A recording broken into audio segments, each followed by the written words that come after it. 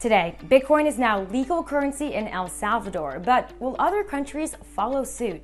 Plus, TikTok passes YouTube as the most popular video platform on Android in the US. And finally, opening statements are set to begin in the Elizabeth Holmes fraud trial. I'm Pippa Stevens, and this is CNBC After Hours.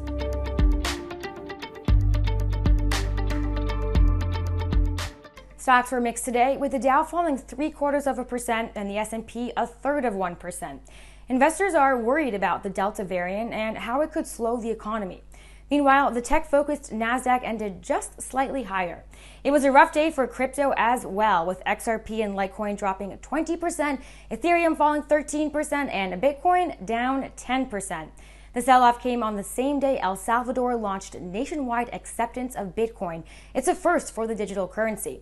But despite a relatively smooth rollout, plus incentives like $30 in Bitcoin for those who sign up, many Salvadorans protested the move. Fellow host MacKenzie Sigalos explains why. Bitcoin is now on a level playing field with the US dollar in El Salvador. And what that means is that from today, citizens can, in theory, use Bitcoin to buy virtually anything. A cup of coffee, a haircut. They can even pay their taxes in Bitcoin if they want to. And that's possible because a key part of this new law that went into effect at midnight actually requires businesses to accept Bitcoin.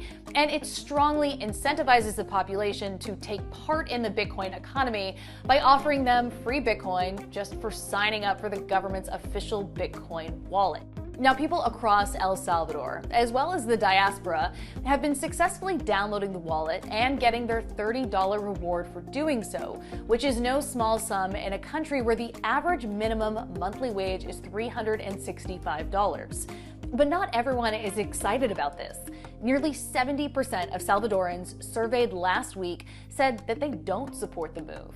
We saw street protests in the capital on Friday, not to mention the fact that both the IMF and the World Bank have both been vocal skeptics of the law and how it jeopardizes El Salvador's economic stability going forward. Part of the resistance also has to do with the fact that President Bukele is a highly polarizing figure, and he has tied his reputation and his political destiny to Bitcoin, so those who don't support him, people who accuse him of being autocratic and authoritarian, are anti-Bitcoin simply because they're anti-Bukele. We won't know for weeks or months, perhaps even longer, what adoption looks like, but what we do know for sure is that the government is doubling down on Bitcoin. The president bought the dip in Bitcoin on Tuesday, and the country now has 550 Bitcoin on its balance sheet. Okay, let's get to today's numbers round. We'll start with 3,000. I know we've talked about the chip shortage a lot here on After Hours, but it looks like it won't be going anywhere anytime soon. Car makers like Ford and GM are warning they just don't know when supply will stabilize. The issue is made worse by newer vehicles needing more chips. Take EVs, for instance, which have as many as 3,000 chips in a single vehicle. Next up is 24. It's no secret that TikTok took off during the pandemic. US Android users reportedly watched more TikTok than YouTube, swiping through 24 hours worth of video on the app in June, and that's compared to 22 hours on YouTube.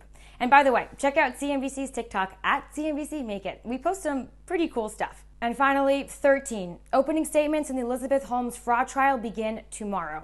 As a refresher, she was the CEO of Theranos, that biotech company that promised it could detect a host of illnesses from a single drop of blood, which later turned out to be completely untrue. The trial is expected to last about 13 weeks, and if convicted, Holmes could face up to 20 years in prison. You can follow all the latest in the trial by going to CNBC.com and downloading the CNBC app. That's it for After Hours. We'll be back here every Tuesday and Thursday, so be sure to catch us then.